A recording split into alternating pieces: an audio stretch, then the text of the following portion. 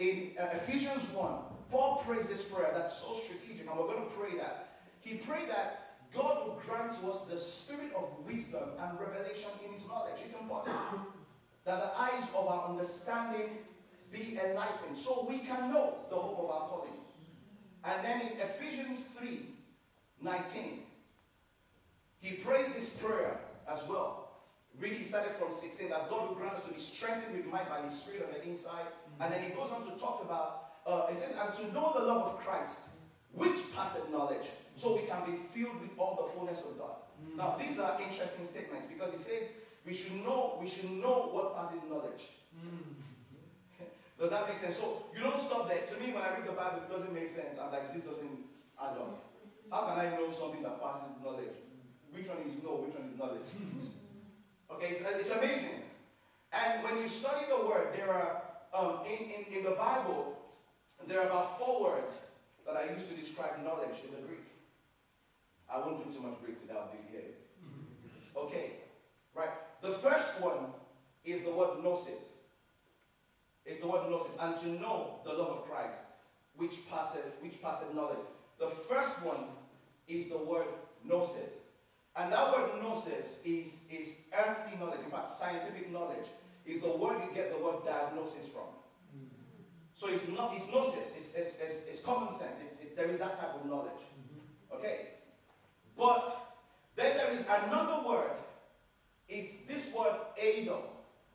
We're recording, right? So we can always go back to it. This is not the night for teaching. I know we just want to pray, so let me just behave and take my teacher self out of the way. Okay, it's the second one, eido. And that word eido, I'll explain it to you this way. It talks about having a moment of clarity.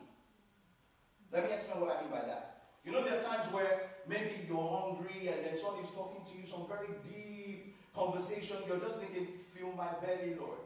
And one's like, yeah, you know this, that, the other. And then in the midst of the conversation, it's like you come back and you just catch up to what they're saying. And you're like, I see. That's eido. A moment of clarity. So you've been reading the word, you really forgot to love the word that gives only begotten Son. And then one day you just have eido. You have a moment of clarity. Eido is like the ability to recognize. That's another level of knowledge. Right? Then there is another level of knowledge. Another word for knowledge is the word ginosko. And ginosko speaks of knowledge that you become intimate with. Knowledge that has become part of you. Ginosko really speaks about awareness type knowledge. In other words, you can have gnosis of the love of God. You can have eido of God's love. But you can have ginosko of God's love. And the ginosko of God's love is that you are living in the awareness of the fact that God loves you. Now, we have a lot of gnosis and a lot of eido, but we don't have a lot of ginosko. But we have it in Jesus' name by inheritance. But we need to walk in it. Amen? So let's not speak words that are not in agreement with heaven. Okay? So ginosko means this knowledge, these things that you hear. You hear stuff like if any man is in Christ, he's a new creation. See, it is ginosko that made us start singing. The trick was, when we're singing, I wanted to come up and say, this is what the Lord is saying. But you know, when you have men and women of God, of the Spirit, amen, and people of like precious faith, you don't need to struggle. You understand what I'm saying? So, what minister is singing, by the Spirit I arose from the ashes of the resurrecting has resurrected me, is we moved into ginosko. We moved into awareness. But you see, that awareness can grow to the point that it becomes your language. It becomes your language. That's what makes you not say stuff like, I'm just finished. Does that make sense? If you are finished, Christ is finished. He that is joined to the Lord is one spirit with him. See, you can have gnosis of that, but not have ginosko of it. So you will know it. You know it. You know it. It's there. It's somewhere in your head. But there is no ginosko. There is no awareness. And then there is the next level of knowledge, which is epignosis.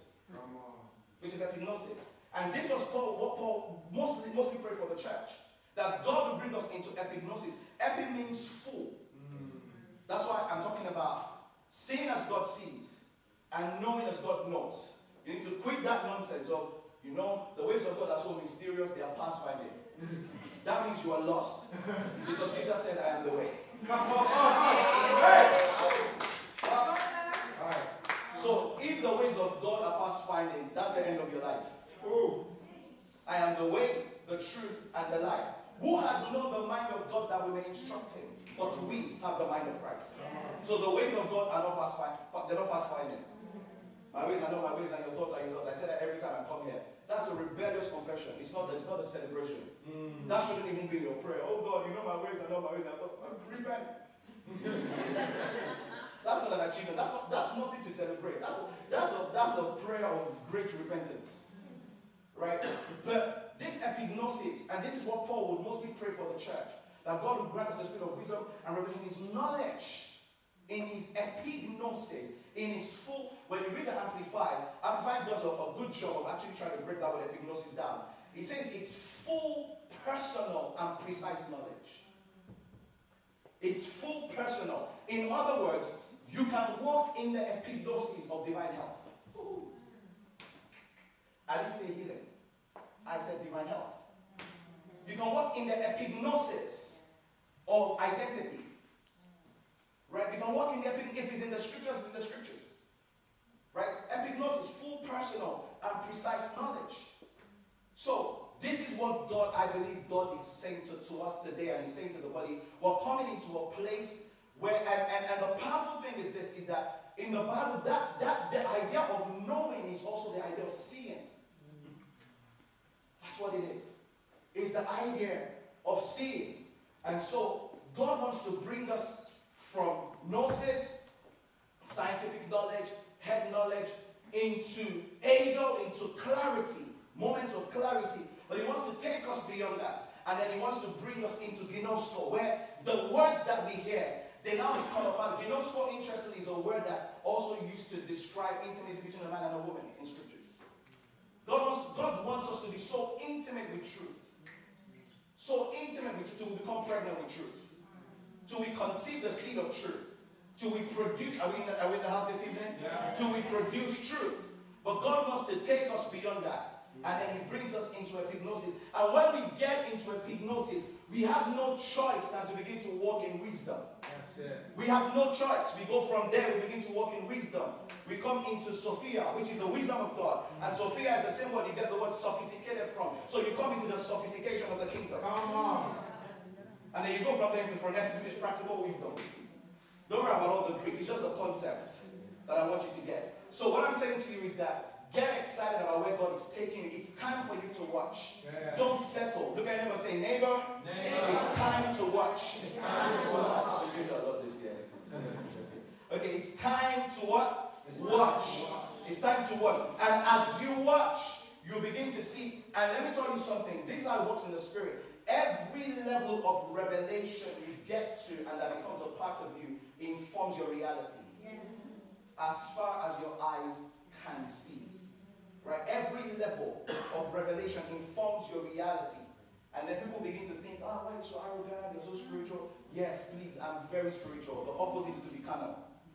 I refuse to be carnal. Amen.